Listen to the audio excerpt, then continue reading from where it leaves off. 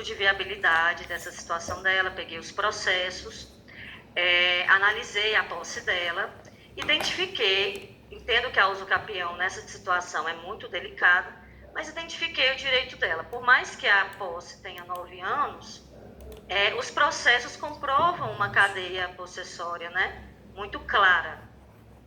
Não existe processos judiciais de reintegração dessa parte, somente assembleias que foram discutidas essas taxas condominiais e outras que o síndico não quis me fornecer.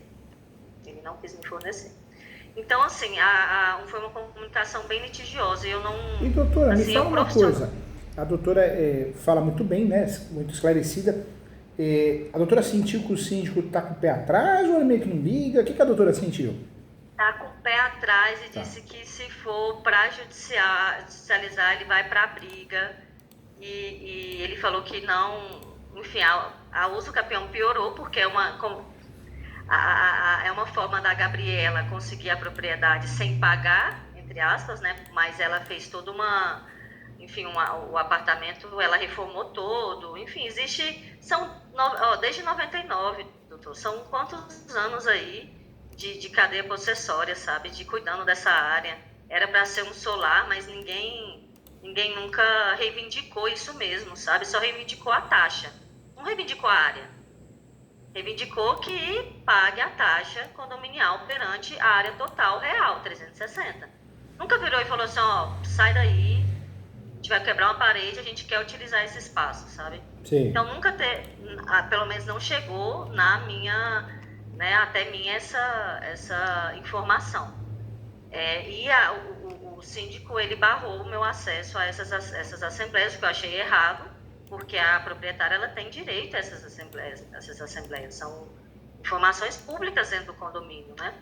Mas não quis entrar em confronto, né? Já estava uma comunicação bem batida. Já então não está legal, né? A doutora, inteligentemente, já não quer botar uma lenha na fogueira, né? Não quero. E é isso, né? Assim, já estava uma comunicação em que ele... Nossa, doutora Santos, questão de gênero no trabalho é muito complicado para mim. Então foi algo até que me estressou, assim, até foi onde eu percebi, não conseguirei sozinha. Não, e é verdade, tem situações que começam a fazer mal para nós, é verdade. Não conseguirei sozinha justamente por todas essas questões, enfim.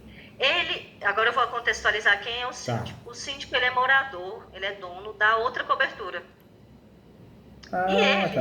Ele é indignado de pagar a mesma taxa que ela.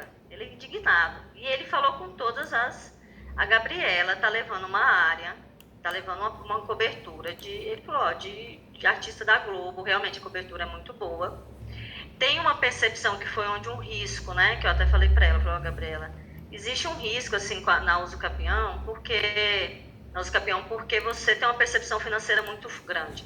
Ela comprou um apartamento por 600 mil em frente à praia, que hoje não vale menos de 1 milhão, 1 milhão e 200. Porque vista mar frente mar, ou seja, deve ser maravilhoso. É maravilhoso, é um dos maiores bairros. Então, assim, isso me retraiu com essa visão de enfrentar essa briga, né? Porque eu não tenho muita disposição para enfrentar a briga judicial, não é meu tipo de advocacia, assim, não é o meu caminho, né? Por isso, se for essa parte, eu prefiro não entrar mesmo, e porque eu detectei que vai ser muito litigioso, vai ser um processo extremamente litigioso. Porque, por outro lado, o que o síndico vai fazer? Eu falo isso por causa própria aqui, né? Causa de... eu tenho tudo que a doutora imagina de usucapião, eu tenho aqui no escritório. Doutor, no Brasil todo, e eu tenho muita história para contar. Eu falo que uma hora que eu parar de escrever os livros técnicos, eu vou começar a falar os casos, né? Por favor. Tem um caso aqui, é um caso de uma se formou em Direito, ela. Não sei se ela exerce, mas ela se formou em Direito. Ela é cliente do escritório, ela é a mãe. Elas passaram uma sócia financeira, elas moravam de aluguel no prédio, num apartamento, e elas ficaram sabendo, a história que elas contam, né? Ficaram sabendo pelo síndico do passado que a cobertura não estava usando, como se fosse um salão de festa. Elas subiram, entregaram o imóvel de aluguel, subiram e começaram a morar, fizeram as modificações. Então, olha que interessante, o elevador não chega até lá. Mas aí sobe a escada, chega nesse apartamento. E aí tem um pedacinho que continua sendo área comum. Então uma confusão danada. E aí eu fiz em Santa Catarina, fiz uso capião. Perdemos em primeiro grau. O juiz deixou claro que era área comum, que não cabe uso capião. No recurso eu fundamentei bem que era uma área que, por mais que fosse do prédio, não era uma área comum, porque ninguém tinha acesso, é uma área morta. E com perícia a gente conseguiu provar, ganhamos em segundo grau. Aí agora está em terceiro grau porque eles recorreram. Então esse mundo de apartamento e uso capião, eu tenho de tudo. Tem um caso também de uma senhora, ela aposentada da Polícia Civil, ela me procurou, ela e o marido, os dois são uma gracinha, os dois são muito idosos, tem 92 e ele 95, mas eles são lúcidos, eles andam bem, ele toma cerveja todo dia, é mó barato. É incrível, você olha assim e fala, nossa, que legal, que Deus me permita chegar à cidade desse jeito. Os dois. E aí eu fiz uso capião da vaga de garagem. E o síndico, ele foi totalmente agressivo, o escritório de advocacia que eles contrataram, né, entrou no processo, se habilitou no processo de uso capião da vaga de garagem, mas foram agressivos demais, eles bateram, falando que ela é mentirosa, pedindo a impugnação da justiça gratuita. A coisa foi tão feia, doutora, que eu tive a coragem de pegar o telefone, achei no sistema o telefone do síndico e liguei. Falei, olha, aqui é o professor Júlio, eu estou ligando só para saber se tem alguma coisa contra ela, porque a defesa foi muito agressiva, levou para o lado pessoal.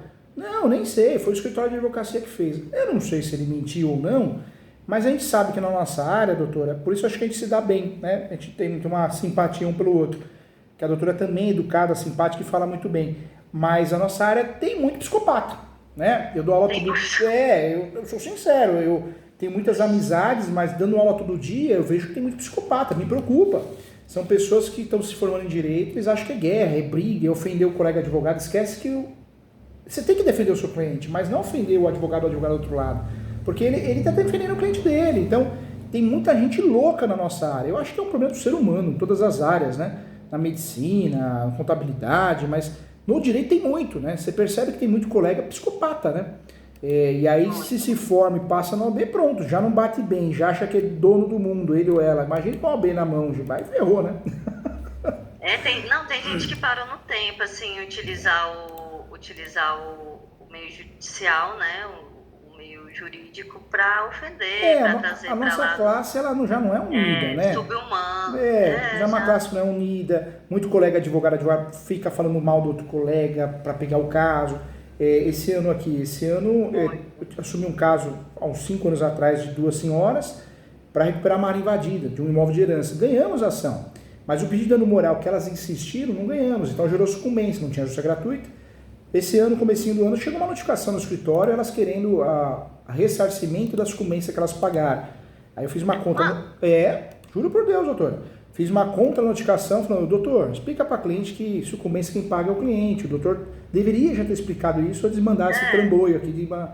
Ou seja, uma classe desunida, porque no mínimo cobrou dela, então tá nem... Isso, queria ganhar o dinheiro. Eu vejo que eu sempre tive muita dificuldade na advocacia, porque eu nunca consegui ter para ganhar um dinheiro rápido, e também a minha vida nunca me deu essa oportunidade de esperar as coisas acontecerem muito. Então, não é à toa que agora eu entrei como advogada interna de uma incorporadora, então eu trabalho não de uma forma contenciosa, né? Eu trabalho da forma preventiva, então trabalho com muito engenheiro, não trabalho com nenhum advogado, assim, então eu estou tendo contato com uma forma de advocacia mais congruente. Mais leve, sabe? Né? Mais leve. Mais leve. E a doutora está certa. Hoje, o que eu faço? Negociação. Doutora, hoje eu faço parcerias com advogados igual a doutora, que a gente vê que é do bem, que acaba virando amigo, amiga. Se eu vejo que o cliente é muito problemático, sofre uma depressão, uma ansiedade muito grande, eu me afasto, eu não faço o caso. Por quê? Porque eu percebi que se eu não fizesse isso, e chegou um momento da minha vida que eu tenho que fazer, eu vou ficar doente, mentalmente, fisicamente, já tive um infarto, né? Então, se a gente não se tomar, não pegar a responsabilidade e falar, opa, peraí, minha vida não vão destruir, né? Você tem que falar não. E na advocacia também, eu imagino que muito advogada fala assim o tempo todo, porque é aquela ganância de querer ganhar dinheiro. Como eu não sou assim, nunca fui e não preciso ser assim hoje, graças a Deus, pra quê, doutora? A gente vai passar nervoso, morrer, porque o cliente que é desequilibrado... Eu já passei muito nova isso. Hoje eu me sobrecarrego. Eu tenho não só o trabalho, né? Minha vida pessoal é uma sobrecarga. O cliente desequilibrado ele te deixa desequilibrado, né? Tem até aquela música do Charlie Brown Jr., né? Não que eu seja um grande fã, mas algumas letras eu gosto. Que os desequilibrados não acabem com a nossa fé, alguma coisa assim, que eu acho linda aquele trecho. Né? É verdade. E acabam mesmo, acho que qualquer pessoa, as pessoas tóxicas e desequilibradas perto da gente, a gente tem que se afastar em qualquer âmbito, né? Esse caso não é um deles, a Gabriela é uma pessoa maravilhosa, assim, ela foi indicada, veio por uma amiga que eu já presto alguns trabalhos, veio por uma indicação, então eu estou tendo muito cuidado com ela nisso, porque é isso que eu acho que ela merece. Eu atendo muitas mulheres, então eu faço algo assim, quase é de mim. Então quando chega uma mulher, eu já vou tratar ela diferente. Se é uma cliente mulher, eu já sei que ela está sobrecarregada, eu já sei que vem com várias questões, né? Então ela é uma pessoa que eu estou tendo esse cuidado. É claro que tem mulher narcisista também, mas a maioria das mulheres sofre muito, né? Porque já vem de um pai narcisista, já vem de um marido, não é? É só cobrança, é só porrada, assim, né? O cuidado da mãe fica para a mulher, o cuidado, infelizmente, quando não é do filho, é da mãe, é dos pais, então... Sofre. Isso, não, eu não concordo. Eu acho que a mulher sofre muito mais. Né? E hoje em dia, além de trabalhar e muitas vezes ter que sustentar a casa porque o marido não consegue se achar tudo, ela fica com as mesmas obrigações de casa. Então, piorou. Não é verdade? Não, e se a gente for entrar, eu vou até mais fundo aqui, deixa eu ver o horário aqui. Vou até mais fundo que a gente ainda tem um útero, né? Então, assim, eu fico falando assim, eu trabalho com muitos engenheiros, né? Aí eu fico falando, gente, eu tô trabalhando 10 horas por dia do mesmo jeito, com cólica,